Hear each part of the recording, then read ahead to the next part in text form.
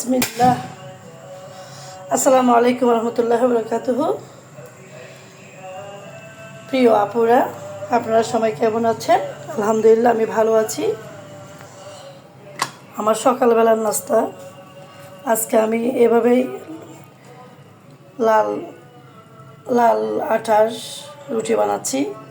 আসলে লাল আটা সহজে পাওয়া যায় না। আমি রাজশাহী থেকে, এই যে রাজশাহী না, দিনাজপুরের রাজবাড়ি থেকে অর্ডার করে নিয়ে আসা হয়েছে। আসলে ওজন একটা মারাত্মক ব্যাধি। 40-এর পরে, শুধু 40-এর পরে না, যে কোনো বয়সে ওজন একটা মারাত্মক ব্যাধি। দেখতে হয়তো সুন্দর লাগে, বাট ব্যাধি, রোগটা অনেক বড়। অনেকে এরকম কালো হয়ে গেলে খায় না, একটু লাল হয়ে গেলে ফেলে দেয়।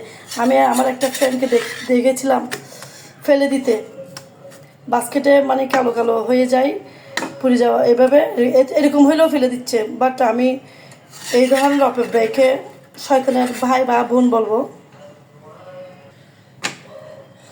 আমি যখন কোনো খাদ্য অপব্যয় করব, তখন আমি যদি একটু চিন্তা করি যে ওই যে এই ইয়ামিনের বাচ্চারা কীভাবে ঘাস খেয়ে যুদ্ধের সময় জীবন ধারণ করছে, এই যে ঘাস খাওয়া বাচ্চাটার দিকে তাকাইলেই কিচ্ছু খাবার পাচ্ছে না। কি সুন্দর একটা ছেলে বাচ্চা, সে ঘাস খাচ্ছে খাবার না পেয়ে। আরও অনেক কিছু, ওই চিত্রগুলো যদি আমাদের চোখে ভাসায়।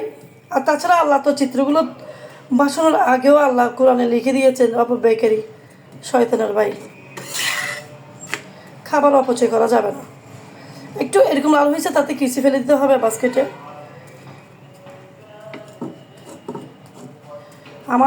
আমাদের ছোটোবেলা থেকে শিক্ষা, আমার বাবা মা আমাদের শিক্ষা দিয়েছেন খাবার অপচয় করা যাবে। আমার বাবা একটা ভাত পড়লে তখন মাটি থেকে তুলে নিয়ে ধুয়ে খেত। তো বুঝতাম না কেন খেত, যে বাবা মাটি থেকে তুলে ভাত খাচ্ছে কেন। আর আমি তখন ছোটোবেলায় ভাত খেতাম না, আমার মা পাহাড়া দিয়ে ভাত খাওয়াইতো। মা যদি একটু এদিক ওদিক হয়েছে, আমি মুষ্টি ভরে ভাত গামলায় ফেলে দিতাম।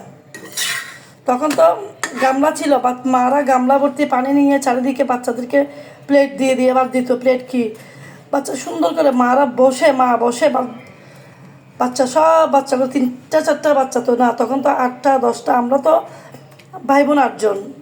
এভাবে 8জনকে বসে আমার মা সবাই ভাত দিত। আর আমরা তো 8জন বলতে কি, আমার সাথে ছিল 4জন। আমরা 4জনে ছিলাম, আমার ছোট 3 ভাই আর আমি। বাকি 3 ভাই বোন বড় ছিল, 4 ভাই বোন। ওরা ওদের মতো করে ওইভাবে ওরা খাইছে ওইভাবে। আমাদেরকে আমাদের মতো করে আমার মা আমাদেরকে দিয়ে।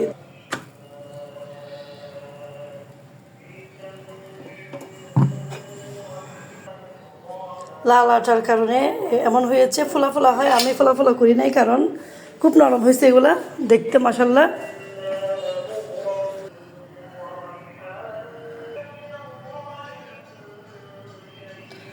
আমার সকালবেলার আজকে নাস্তার সাথে আমি আজকে একটু ফ্রুট রেখেছি, কারণ আমার ফ্রুট বা এই যে আপেল নিয়েছি শুধু জাস্ট অর্ধেক, আম নিয়েছি অর্ধেক, শশা নিয়েছি 4-5 স্লাইস, একটা ডিম। আমি আসলে ফ্রুট এমনি এমনি খেতে পারি না, খাওয়ার অভ্যাস। আমি ফল ফ্রুটের প্রতি আমার অভ্যাস, মানে খাই না, জুড়িতে পচে থাকে। কিন্তু এখন ওজনের কারণে আমি ডায়েট যে মেনটেন করা, এটা হচ্ছে যে ডায়েট মেনটেন বলতে কি, ওজনটা কমানোর জন্য আমি একেবারে উঠে পড়ে লেগেছি। আলহামদুলিল্লাহ, আমার ওজন কমছে। আমি আসলে এই পর্যন্ত যেটা দেখেছি, ওজন কমায় না এটা বললে ভুল। ভাত খাইলে ওজন বাড়ে।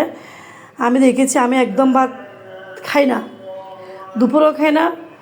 আমার একটা ভাত চাল আসার কথা দিনাজপুর থেকে, যে রাজবাড়ি লাল আউশ ধানের চাল আমি অর্ডার করেছি, ওটা আসবে ইনশাল্লাহ। তখন আমি ভাত খাবো, অল্প 2টা ভাত খাবো দুপুরে। এখন আমার ভাতের চাল এখানে রয়ে গেছে, আমি ভাত খাই না। ভাতের প্রতি আমি এখন আমার একটা অনীহা চলে আসছে। আমি এই ফ্রুটসগুলো খাবো, বাট আমি সকালবেলা আমি নামাজ পড়ার আগে, নামাজ পড়ে ইশরাক পড়ার আগে আমি এক গ্লাস কুসুম গরম পানির সাথে হলুদের যে মিক্সচার, আমলকি, হলুদ, তিল, তিসি, মেথি, কালো জিরা, চিকন জিরা, মরি, এগুলো সব মিক্স করে এগুলো রাতে মানে ছোটোখাটো দানাগুলো সব রাতে ভিজাই, সকালবেলা একটু হলুদের সাথে আর আমলকির সাথে আমি গ্রাইন্ডার করে এক গ্লাস ছেঁকে জুসের মতো করে খেয়ে নিই। আমি এমনি সাদা পানি খেলে আমার বমি বমি ভাব লাগে, সেই কারণে আমি সাদা পানি খাই না। আর পরে আমি 2টা খেজুর খেয়ে আমি ইশরাকের নামাজ, চাস্তের নামাজ এগুলো পরে একটু ব্যায়াম হয়ে যায়, তখন আমি নাস্তা করি। আমার নাস্তার মধ্যে চাপড়ি রুটি হয়, হয়তো যেটা চাপড়ি রুটি বলতে পাটিসাপটার যে পুর দিয়ে একটা রুটি বানা হয়, ওইটা কম তেলের মধ্যে। আমি পরোটা বানাই না এখন, তবে খুব পরোটা খেতে ইচ্ছে করে। চা দিয়ে পরোটা, চট্টগ্রামের মানুষ তো চা দিয়ে পরোটা খুব ভালো লাগে। আজকে আমি লাল আটা রুটি বানিয়েছি, তাও খাবো চা দিয়ে। এগুলো খাওয়ার পরে এগুলো খেয়ে নেব আমি এখন। এরপর এগুলো খাওয়ার পর আমি চা দিয়ে রুটি খাবো। আমার চা দিয়ে পরোটা, চা দিয়ে রুটি, চা দিয়ে টোস্ট, বিস্কিট এগুলো আমার খুব পছন্দ। চা দিয়ে নিমকি খুব পছন্দ। বাট আমি আগে প্রচুর আইসক্রিম খেতাম, দধি, মিষ্টি, সব যত রকমের মানে মিষ্টি জাতীয় জিনিস এগুলো খাইতাম। পায়েস, ফিরনি, পিঠা। আমার ভাবিরা আমার জন্য পিঠা বানায় রাখে, ওই যে আমার মা যে রাখতো ওরকম। বাট আমি এখন অনেক কন্ট্রোল করে ফেলেছি, একেবারে জিহ্বাকে শাসন করে ফেলেছি। আমি এখানে জাস্ট হাফ নিয়েছি আপেল। পাইনঅ্যাপেলও ছিল, আমি নিই না, ওইটা খাবো না। এটা জাস্ট আপেল অর্ধেকটা নিয়েছি।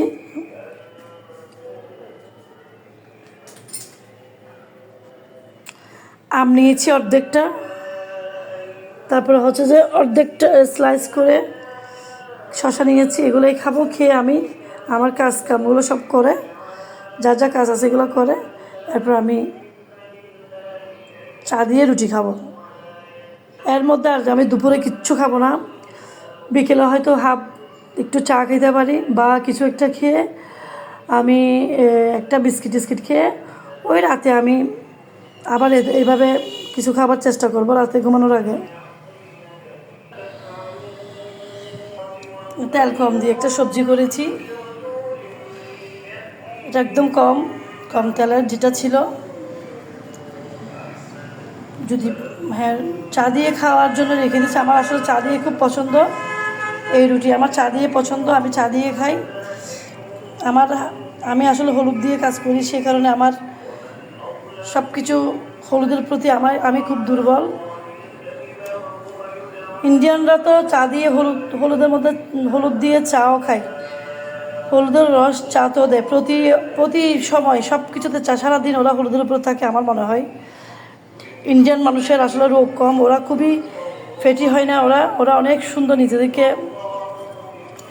নিজেদেরকে ওরা কন্ট্রোল করে রাখতে পারে। খাবার প্রতি ওদের তেমন ইয়া নাই।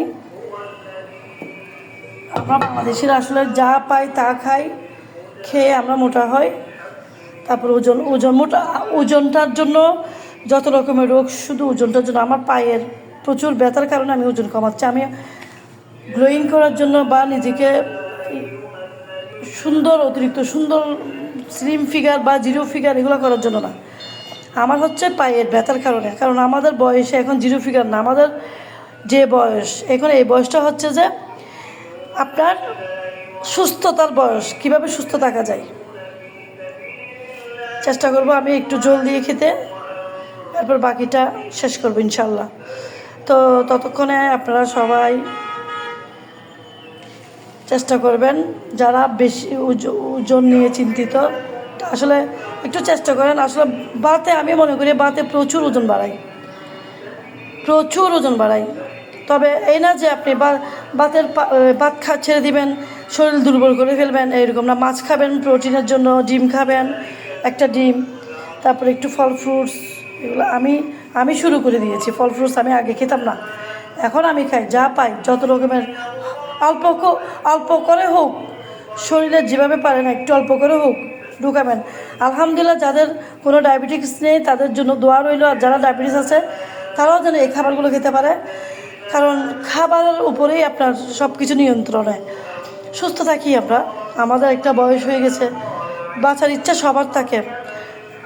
আমি বৃদ্ধ হয়ে গেলে বা রোগে ভুগলে কেউ হয়তো ডাক্তারের কাছে বাচ্চারা নিয়ে যাবে, ছেলেরা ঘরের অন্যান্য পরিবারের সদস্যরা নিয়ে যাবে, কিন্তু ওরা বিরক্ত হবে 1 দিন 2 দিন 3 দিন। বাট নিজেকে নিজে কন্ট্রোল করতে হবে, আপনার নিজের শরীরটাকে নিজেকেই কন্ট্রোল করতে হবে, কারো উপর বোঝা না। আমরা কারো বয়স হয়ে যাওয়ার পরে কোনো পরিবারের কারো উপর যেন বোঝা না থাকে। আমাদের এই শরীরটা আমার আল্লাহ দেওয়া, এই শরীরটা চিকন মোটা দিয়ে কোনো ব্যাপার না, বাট কন্ট্রোল করা, খাবার কন্ট্রোল করলে আলহামদুলিল্লাহ ওজনের কারণে যত রকমের সমস্যা আমি ডাক্তারের কাছে যাওয়ার পর আলহামদুলিল্লাহ আল্লাহ রহমতে আমার ডাক্তার চিকিৎসা সব রকম পরীক্ষার পর আলহামদুলিল্লাহ আমার কোনো রকমের কোনো পয়েন্ট আসে নাই, একেবারে পজিটিভ কোনো নেগেটিভ কিছু আসে না। ডায়াবেটিস থেকে শুরু করে সব কিছু আমার ছেলেরা আমাদেরকে নিয়ে গেছে, কিন্তু আমি চেষ্টা করি বারবার, আমি যদি ছেলেদেরকে আবার বারবার বলি ব্যথা পাচ্ছি পাচ্ছি, ওরা তো বিরক্ত হবে, তাই না? তো ডাক্তার একমাত্র উপদেশ দিয়েছেন আমাকে, ঢাকায় আমি ডাক্তার দেখাচ্ছিলাম এবার কেয়ারে নাকি, হ্যাঁ ওখানে। তো আপনার ওজন কমাইতে হবে, এটুকু। তো ওজন কমানোর ফিরিক পড়ে গেছে আমার উপর।